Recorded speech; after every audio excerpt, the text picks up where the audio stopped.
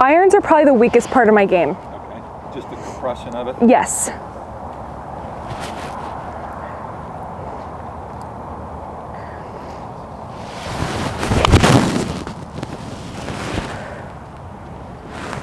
Have you ever worked on your grip at all? With anything? I have, but it's been a while. Okay. Yeah. So if you see anything, I'm not a big fan of your right hand grip. Your left hand grip looks great. okay. And you interlock, which is fine. I'd keep doing that. Okay. But I'm not a big fan of the way this V is so open here. Oh. So if you look at really, really good players, certainly at the highest level, that V is going to be a little closer together. So if you I've got more muscle there than I have in my hand or in my arm, right? Yeah. So when that thumb kind of goes together with that pointer finger, see how that creates? It's kind of creepy, but it almost like creates sews muscle. Together. Yeah. Yeah. And this almost sews together here. Yeah. So then this V formed with the thumb and the pointer finger end up being fairly small, right? So like yours is pretty wide opening there. So if I get this a little bit smaller, and I think somewhere there's a really good mold. There's a good mold right in there of David Leadbetter's hands, actually. Yeah. And so I'll show it to you. I've got a picture in my iPad there of McIlroy, a really close-up grip. You can see this is pinched together. And then when I was a little kid, we'd always take like a T or like a quarter.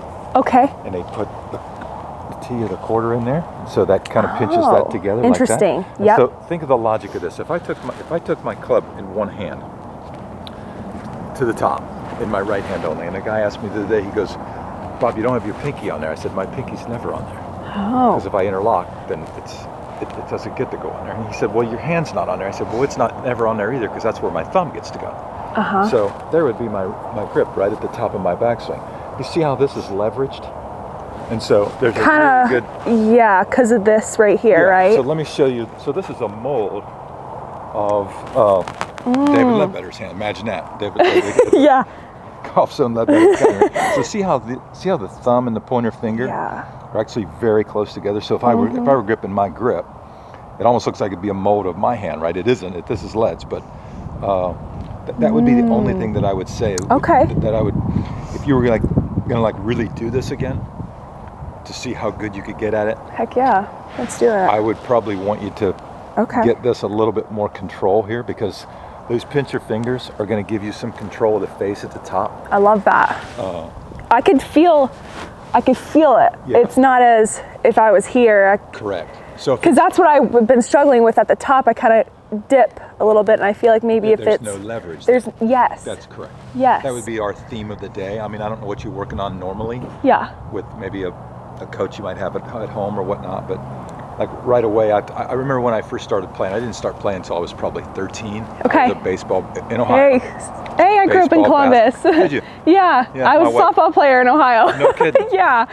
My youngest, my daughter's a softball player. She's a senior now, so she's fun. Doing all that recruiting thing. My wife went to school at Ohio State, so we're familiar with that area. Yep. And so I'll never forget, my dad took me for a lesson when I was probably 13, and Art Fisher was his name. And he called me, he said, "Young fella," he said, "we're going to work on your grip today. Yeah. We're going to work on it every day till you get it right." I'm like, oh my God. And I didn't want to work on my grip as a cocky 13-year-old. Yeah, it's boring. Boring. I just wanted to hit the ball and show this guy how I could hit the ball. And little did I know how big that would be later on, as I then turned pro and started playing professionally, how important a really, really good grip is. So that would be the only thing. Your left hand grip looks great. You've got it nicely in the fingers here. These three fingers look like they have a hold of it the most. I love the position of your left thumb there. That's fine. It's just this. It's that right there. And it wasn't too far this way or too far that way. So it was just having that. What did you call it? It was that part of it was perfect. I just felt like that you're right. So you're the opening between your pointer finger and your thumb was pretty big here, right? So now as you started to get this a little more, like if I took and sewed that together, that'd be close. I see. That muscle pops. Yeah. And now the key is you're going to get some leverage at the top now, right there. I like that word, leverage. So it's almost like a fulcrum for me there at the top, isn't it? See that? Where it's my resting on pinky's that. off. But if you have it loose like that, it could float up there. I think that's what it's doing. When you change directions, that face can twist a little bit, and you can hit good shots, good feeling shots, that you look up and you're like, where's it going? Where the hell did that come from? I thought I hit that good. Yes. And it's a little offline. And if I mean, you know as well as I do, if you're playing this game for score, right, you got to be controlling the direction. So yes, I'll definitely work on that. I mean, I like it's a check. It's easy to, you know, look down and be like, okay, I can see my muscle popping. I'm in a good spot. You want to keep so like your left hand is what I would say neutral to strong, which is really good. This is, you can see 2 knuckles here. I love that. Okay. It looks exactly like what mine would look like. That'd be the way I would teach it, actually. Okay. And then when you grip it there with your right hand, see that V forms I like thumb the and pointer up my goes shoulder. I love that. Yeah. I love that. So, okay. So I wouldn't want you to weaken it any more than that. We're not weakening it or strengthening it. We're keeping the angle the same. We're just getting the proximity of the thumb and the pointer finger closer together. I like that. So that we get a little more control at the top. I'm always looking for that added control. So. Yep.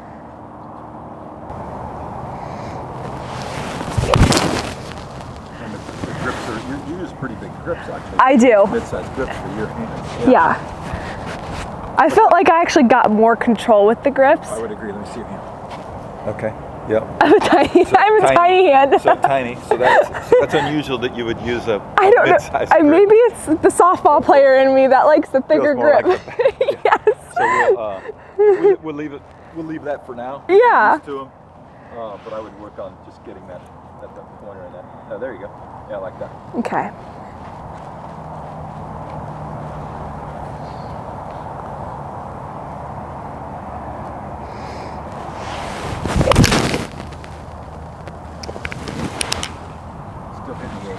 Yes.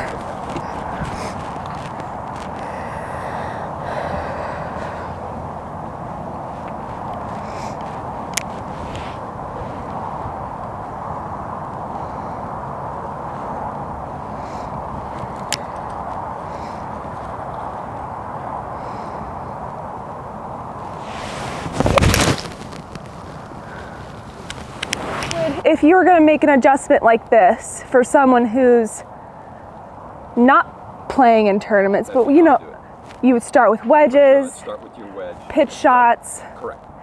Yeah. Chipping? So chipping first, then pitches. Chipping pitches. Up to like 30, 40 yards. So it's really hard to do it with anything. I hate grip changes, honestly. Anything more than a shot from here to the building. Yeah. Because I just feel like it's really difficult to change. The feel. It's your only connection with the club. Different feel, correct. So yeah. I'd rather, anytime I was going to make a little adjustment or a little tweak, I like to call it a little tweak with a grip, especially yours, because yours is really good anyway. Just right from the Just that little bit makes a huge difference, though. It makes a huge difference. So the best way to make that feel more natural is just 15 and 20 yard little pitch shots. I'm going to work on that. Where you play at Quail, is there a good practice area with a short game? Very much. So that's how you'd want to do it. I'm definitely going to do that. Yep.